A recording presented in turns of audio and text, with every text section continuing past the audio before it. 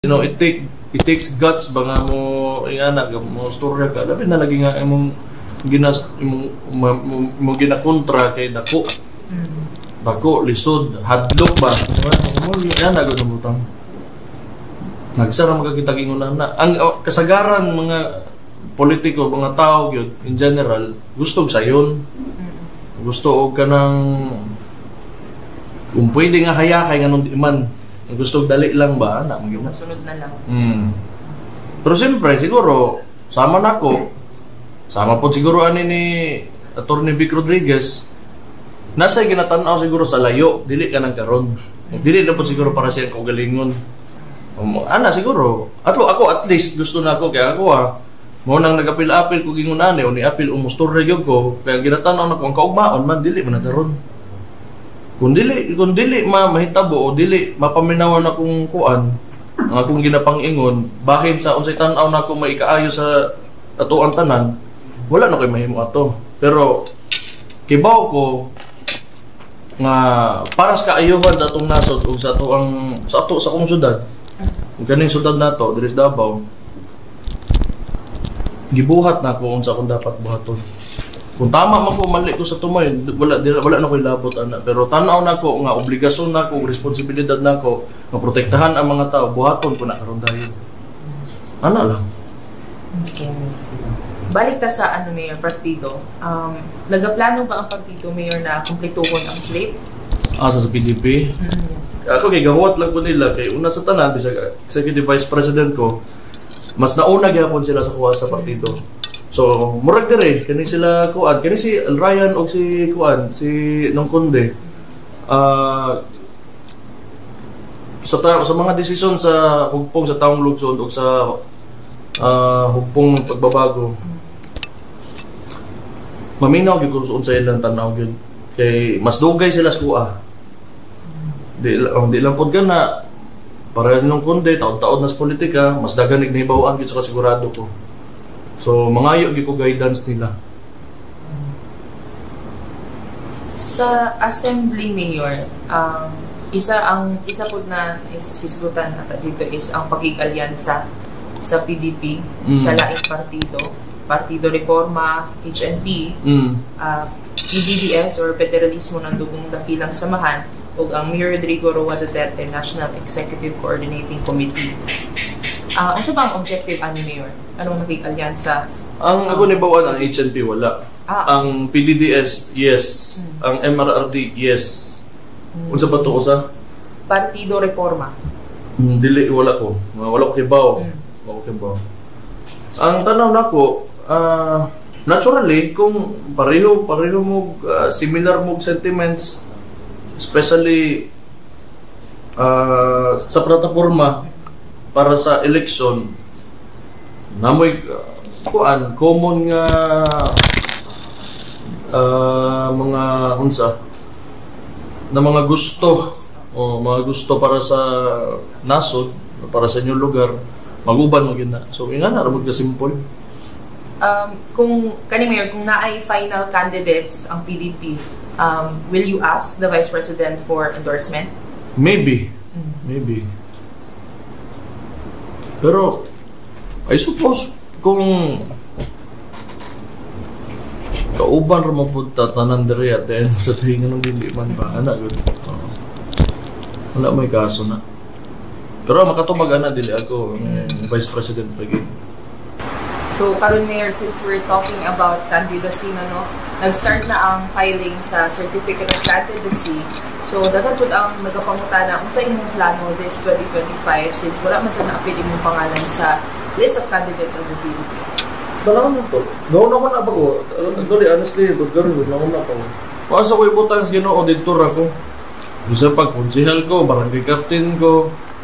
Basta ka ng politika na po, ginagos politika kabuot-buot ka gamay, makatimon ka sa direksyon sa inyong lugar, apil ka dito sa mga tao nga maingon ko kung sa'y dapat mahitabo, okay na ko. Okay na ko. Na senador, sa kung saan diya, mayor, vice mayor, konsehal, kapitan, kung sa ba? How about sa HTL Mayor and Cons? Kompleto na ba ang slate sa Congress? sa Congress sa 1st to 3rd District and sa Council. Si Mayor, makatubag isa sa Yes, Mayor. Balik ko na ako. Hapin na gipit sa 8. Lato na lang ginato ba? So malahing sa Mayor, dili na punta sa isang hisgutanan 2 weeks ago about sa pagkita nila Vice President Sara Duterte and former Vice President Leni Robredo. And niapil na po ang mga accusations diri kay VP Sara kay gamit lang daw niya na diversionary tactic ang pagkikita with former VP Leni para malayo ang atensyon sa gina-accuse iya sa Congress about the irregularities sa funds sa OVP. Kasi mo maingon ang ninyo. Or, sige, mo man na ilang gusto, gikan man na sila ka, so mo na ilang i-insist. Pero kung ako mo tanawan, naging sila common enemy, which is Marcos. O, ginaptan sila sa administration, nana sila common denominator. Nga no, magkita man na sila. Pero actually, sa una pa, nagkita naman na sila diri sa Davao. So, probably, wala gina sila ingnon nga kanang deep-rooted na mga kuan gani, mga bad blood. Ingon na ba? Wala ingon na siguro. Pero tanaw na ko, naging common denominator nga politika man election season naman, coming naman ng elections.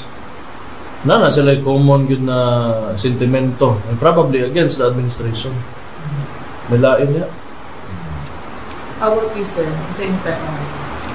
Well, between VP Sara and Ma'am Leni naman dito nakabalo ato namin na istoryahan. Pero matawin mo ni Mayor sa politika, everything is posible magod no possible nato. And nakita pa nato na kontra before ni VP Leni si Marcos as running for president. And right now, same thing, nag-kontra po si VP Sara. Sila rin yung duha kabalo ato sa ilang gislutan. Tama. Tama. Mo na sakto nga tubag niya. Pero Marcos yun na. Wala Wala istorya. Common denominator. Nasa may common enemy at this point. Dapat naman ito yung madagan dito ngayon nga mayor po. Ako ang dungo, kinapakontrahan nila sila ni Robredo. O niya, backed by si Saldico. Saldico yata magdagan. Ang Saldico ang dagan? Umrag, lagi gusto niya ilogon kang Leni ang ilang Naga. City of Naga. Pero I doubt makakuan kay kuan gina popular kina ang bana ni Leni gid sa una si Yes. Korea hisgot lang wala naman ang tao pero nakuha na ko na siya na case study na ko na yung bana eskwela ko political science kani adto nalagay na siya mga achievements nahimo kuan na nabasahan ako siya nagbutang o kanang timer gi-implement na niya sa City Hall nga nasa timer pag musuod kag kanang opisina ramon magsaysay award man to yabana niya ang musulod kag opisina naalay oras kung hantod unsa kadugay magbulat ang tao. So ang trabahante sa gobyerno magunsa na siya magbantay sa oras ato. Mura na sa Jollibee bitaw sa una di ba na sila timer dapat ma-serve nila ang kliyente or ang customer within that certain period of time.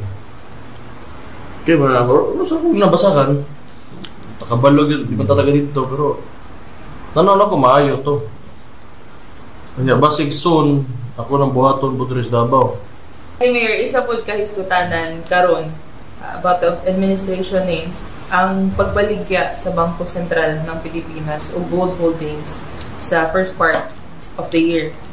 Sa report mo abot o 24.95 tons ang gibaligya sa BSP. And ingon sa agency, it's an active management strategy daw sa gold reserves sa nasod.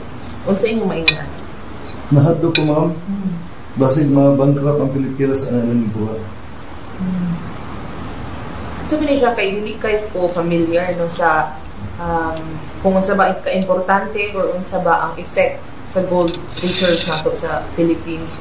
Unsa may effect ani sa pananaw nimo Cons? Na 24.9 Actually, mag-determine na sa ato ang financial capability. Kung wala na dito deposit, mao na paingon dito sa bank. So kung taas ang atong gold reserve, daghan kayo ma-offer sa ito o mga Pautang. Actually, mo na ang pinaka-list unta na i-give up ba? No? Kung kailang wala na good ka. So, same thing, murag na-worry ang mga tao, ganong imuha nang i-dispose. Supposedly, mo na yung bala ba na dagan magpautang sa mo ha? Tigom. Natural ni mo nga naaka. Mo na tigom. Pero kung imuha na i-give up, murag, wala na gyud kay kwarta nga ikakuan sa imuhang operation nimo. So, medyo hadlok siya. Hadlok ang implication ani or hadlok ang fact na basig wala nagay kwarta mao na yes, correct. O ano nila, baligya mo nila. Ikaw Mayor, sino Hindi mo go familiar gyud sa implication na nasa economy gyud or sa natunasod, pero karon lang ko kadungog yung na ani. Unya property mo guna sa kuan sa mga tao.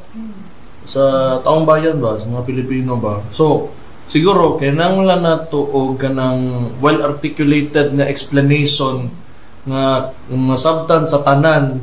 Kay, may kuta, pangit nga balita o ngano, kinanglan mo pasabot sila nganong nagbaligya ta o gold niya. Nganong di sa maayo pod.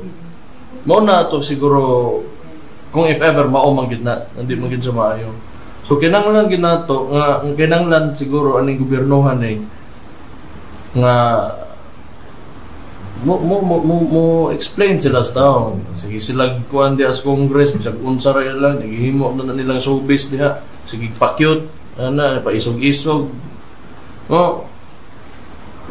Kani di ay ato storyaan nganon dili man. Nganong sige mangyapon mong kuan na ipaguso na spy nga ng mga propaganda ug naratiba ning administrasyon nga dili mangyapon directly affected ang tao whether or not spy bagin ni si let's go nganon di na to story ang problema mangyagaron presyos bogas mga palitonon gasolina tanan electricity tubig ana nganong kanay since ang ginastoryaan it has something to do with the economy because it's the gold reserve that they sold. Ngano ka dili ka neto storyaan nga kani man gid ang isulta sa mga tao ron. Kwarta. Actually, Mayor, mao po na ang gisulti ni VP Sara, no? Yan ka na sentimento ba? We have a lot of problem in the Philippines nga mao na ito ang hisutan, gutom, walay trabaho, no? Produce bugas and all, and then ganong nakafocus lang sa isa ka buta nga murag dili siya related yun sa main problem. Tama to ni Mayor ganina. Siguro di mo gikuhawat pero mugay nibawaan gud. Probably pag baligya sila para ma-mitigate nila ang kaning inflation. Either ilatong gamiton ng kwarta, i-realign to nila into something else, pareha ng ayuda na po nila nga, sige nilang ikuan. Pero na ko'y tama ba, tanal bitaw ko kang sa mga taong kastorya gabi hantod asa man ang ayuda sa imong kinabuhi ba. Ang manay nakasulti nga musugot na lang pud ba di ay ang Pilipino nga hantod ayudahon ra mo hantod ingana na lang gyud mo ug hantod kanang kamo karon hantod padung sa inyong mga anak ug mga apo nga taga-tagaan lang mo kwarta. Wa ba di ka nga ng mga ambisyon nga ikaw mismo imong mga mosunod sa imong anak nimo nga kana bitaw maka sabay tawagan ni kanang makalahutay nga sa ba kung duha kag batas nagid kay kuan padulungan aning kalibutan na in terms financially na lang gyud ato storyaan. Pero Mayor, Pero ang ako magud ana gud. Labi ng mga soft projects. Mura gud nagkuan. Basta ang kwarta mag-agi og daghang king kamot ba. I-repack nimo na, ibutang nimo sobre, ibutang nimo ng kwarta diha. Kibaw pa ba day ka nga kanang imo 3,000 gidawat dapat day unta to 10,000 na. Pwede man ako piton, di man na parehag infrastruktura, dalan, tulay, ug tarong lang unya maayo lang gid ang magtan-aw, makita ang gid mga naa gid na diha pod. Ug magamit gid na sa mga tao. Pero anyway, layo